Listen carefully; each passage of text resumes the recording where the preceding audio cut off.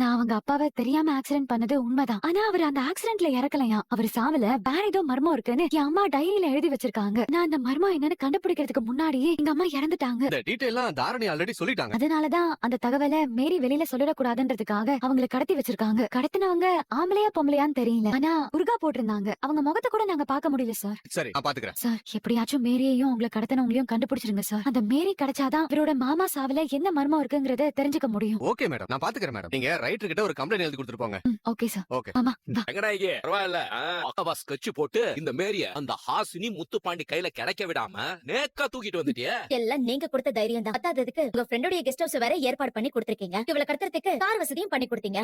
இந்த ரவுடி பசங்க ஏற்பாடு பண்ணி கொடுத்திருக்கீங்க. இதெல்லாம் நீங்க பண்ணதானே? ஏறாங்க உதவிய நான் பண்ணாலும் இந்த மேரிய கடத்தினது நீதானே. உனக்கு செம திலுதான். இவ்ளோ பெரிய சிட்டில வந்து ஒரே நாள்ல ஆளை கடத்துற அளவுக்கு பெரிய ஆளாயிட்ட போ. வேற என்ன பண்றது? இவள கடத்தலனா அந்த ஆசினியும் என் தம்பியும் இவள சந்திச்சிருப்பாங்க. அவங்க இவள சந்திச்சிட்டாங்கன்னா என் நிலைமை என்ன ஆகுறது? நான் என் புருஷனை கொன்னதுக்கு இவ மட்டும் தான் சாட்சி. இவ பாட்டுக்கு அவங்க மிரட்டலுக்கு பயந்து எல்லா உண்மையும் சொல்லிட்டானா நான் தானே உள்ள போனோம். ஏறாங்கண்ணா நீ மட்டுமா உள்ள போவ? உன் கூட சேர்ந்து நானும் தான் உள்ள வந்தாகணும். இதுக்காக தான் இந்த உதவி எல்லாம் உனக்கு செஞ்சுட்டு இருக்கேன். அத நீ புரிஞ்சுக்கோ. தெரியுது தெரியுது. ஏங்க என்ன விட்டுருங்க. நான் அந்த தாரணி பொண்ணுகிட்ட எந்த உண்மையும் சொல்லல. வேற யாரு வந்து கேட்டாலும் நான் எதுவும் சொல்ல மாட்டேன். என்ன தயவு செஞ்சு விட்டுருங்க. அது எப்படி விட முடியும்? உன்னெல்லாம் வெளியே விட்டனா அந்த ஆசினி எப்படியும் உன்னை வந்து சந்திச்சிருவா. அவ பயங்கரமான ஆளு. யார்கிட்ட எப்படி பேசி எந்தெந்த உண்மையை வர வைக்கணுங்கிற வித்தெல்லாம் அவளுக்கு நல்லாவே